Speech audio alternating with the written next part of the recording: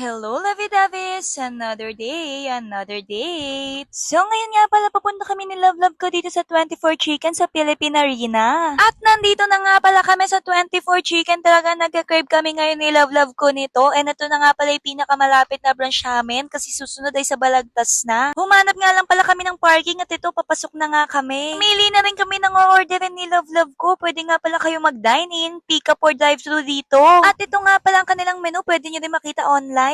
At pag-akit nyo nga pala sa second floor, sobrang laki ng space nila dito. Pwede kayo mamili kung gusto nyo ng indoor or alfresco dining. At dumating na nga yung order namin. Nag-order nga pala kami ng half dozen na Jack Daniels flavor. At nag-order lang din kami ng rice ni Love ko. Kasi mamaya magko-coffee naman din kami. Grabe, sulit na sulit talaga dito, Lovey Davis. Kasi sobrang laki ng chicken nila. At yung flavor talagang malalasahan mo. At nag-start na nga pala kami kumain ni Love ko. Medyo early dinner kami ngayon kasi para mga around 5:30 PM pa lang kumain na yata kami. At napa-exercise pa ang mga person na yan. Huy, gutom na gutom yan.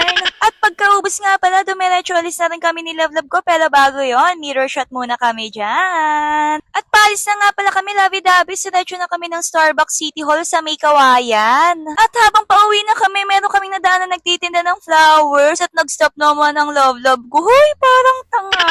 At bumaba na nga si Love ko para bumili daw ng flowers para sa akin. Hoy, ano ba?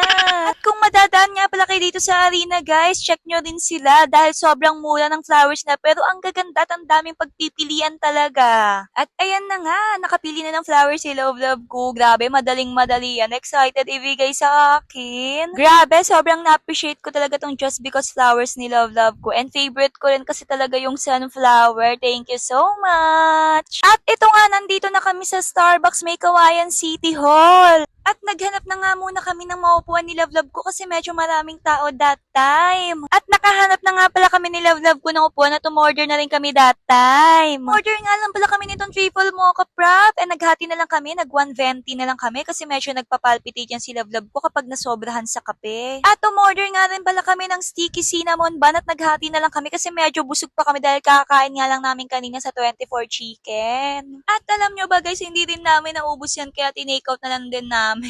So, yun lang. Thank you so much for watching. See you again on our next vlog. Bye-bye!